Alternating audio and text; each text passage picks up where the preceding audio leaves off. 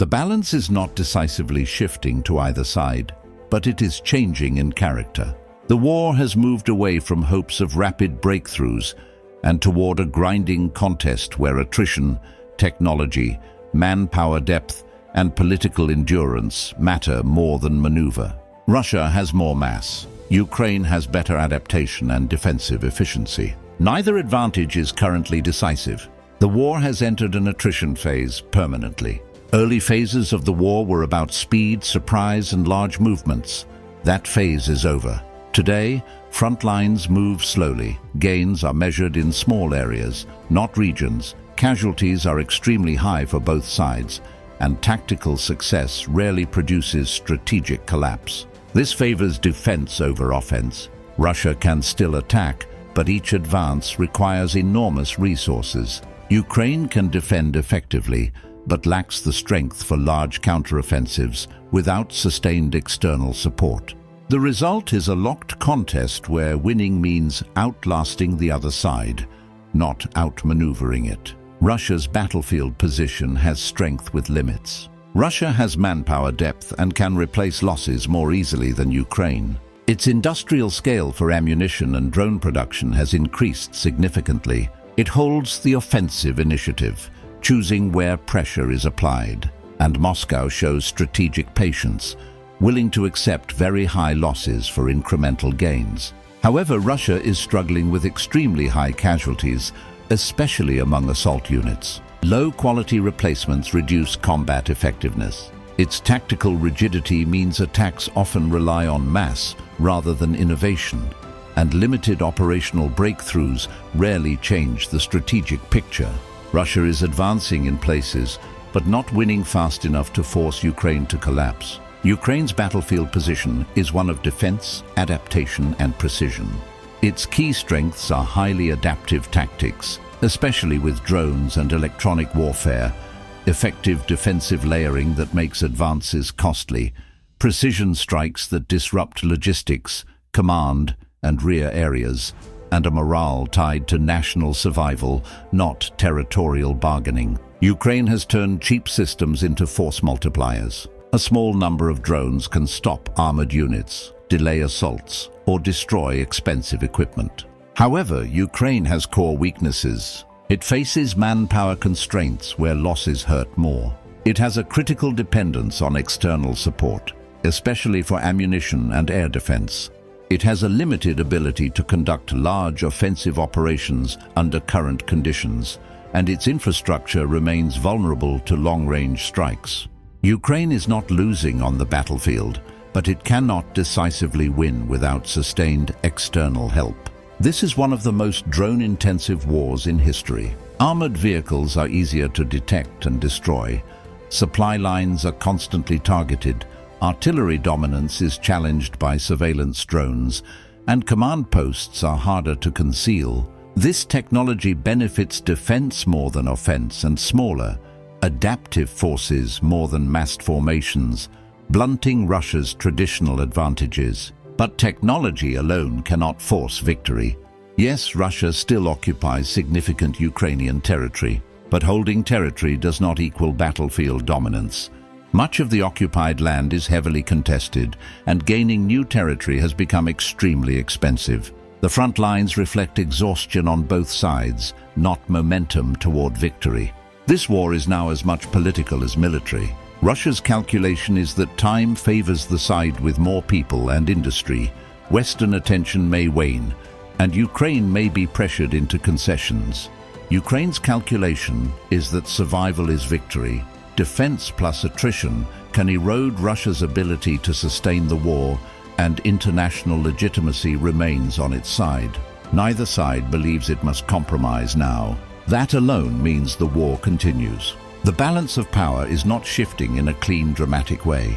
It is shifting from maneuver to attrition, from armor to drones, from battlefield victories to political endurance, and from rapid outcomes to long timelines. No collapse on either side, no decisive breakthrough, no clear military victory path in the near term. Russia does not need a dramatic breakthrough. It needs Ukrainian exhaustion plus external pressure. Sustained Ukrainian manpower shortages are Russia's clearest long-term advantage. If Ukraine cannot rotate units, loses experienced troops faster than they can be replaced, and faces domestic resistance to mobilization, then even strong defenses will weaken over time. Furthermore, Ukraine's battlefield effectiveness is tightly linked to artillery ammunition supply, air defense coverage, and intelligence support. A sharp or prolonged drop would increase losses, force Ukraine to abandon defensive lines, and reduce its ability to strike Russian logistics. Russia watches Western politics as closely as it watches the front. Ukraine does not need to defeat Russian forces everywhere. It needs to make occupation ungovernable, increase the cost of holding territory, and disrupt fuel, ammo, and command systems consistently. Long-range precision strikes are the most asymmetric tool available. Many people ask, who has momentum? In this war, momentum is misleading. Attacks succeed tactically but fail strategically. Defenses hold but do not liberate. Losses accumulate without resolution. This is positional warfare, not a race. The real question is, who breaks first? Militarily, politically, or economically? So far, the answer is neither. The most likely near-term scenario is not victory, not collapse, and not peace. Instead, continued Russian pressure, Ukrainian elastic defense, high casualties with minimal map changes, and periodic diplomatic probes without settlement. This is a war that drags, not pivots. Wars like this usually end when one side's internal cohesion fails, external support decisively shifts, or a negotiated settlement reflects exhaustion, not victory. None of those conditions are fully present yet. That's why the balance feels frozen, but tense.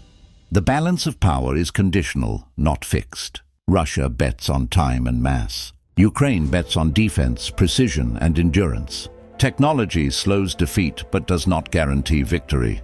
Politics may decide the war before the battlefield does. From this point, the war realistically moves along one of two broad paths.